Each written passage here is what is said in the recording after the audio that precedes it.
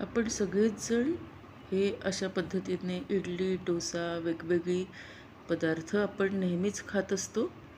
यामध्ये वडा रस्सा आहे, त्यानंतर ताटही असं सगळं भरलेलं आहे, मिसळ पाव आहे, यानंतर लस्सी पण आहे, यानंतर आपण डोसा आणि इडली सांबार अशा पद्धतीने गुलाबजाम आहेत, तसंच उत्तप्पा आहे.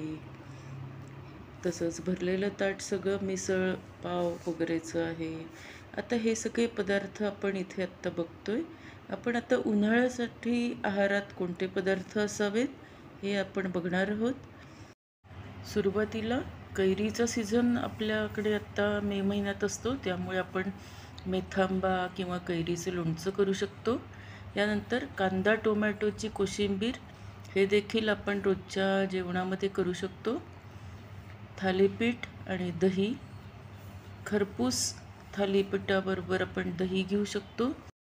आता यामध्ये थालीपीठ आपण कांद्याचं थालीपीठ करू शकतो किंवा भोपळ्याचंही थालीपीठ करता येतं. तसंच वेगवेगळ्या पालेभाज्या घालून आपण करू शकतो. या थालीपीठांबरोबर आपण वेगवेगळ्या कोशिंबीरही घेऊ शकतो.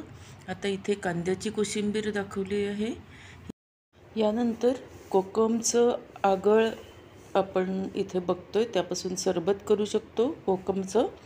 यानंतर पाईनॅपल रायता आणि काकडीची कोशिंबीर, तसंच गाजराची कोशिंबीर, यानंतर लस्सी, तसंच आपण सॅलड वेगवेगळे, संत्री मोसंबी आपण हे ब्रेकफास्टमध्ये घेऊ शकतो.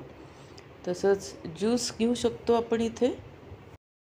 यानंतर सध्या तर आंब्याचा सीझन आहे, त्यामुळे आंबा तर हवाच, तसंच केळीसुद्धा. यानंतर कैरी घातलेली भेळ, तसंच वेगवेगळ्या हिरव्या पालेभाज्यांचा समावेश, तो देखील आपल्या रोजच्या जेवणामध्ये भरपूर करावा, हे देखील महत्त्वाचं असतं.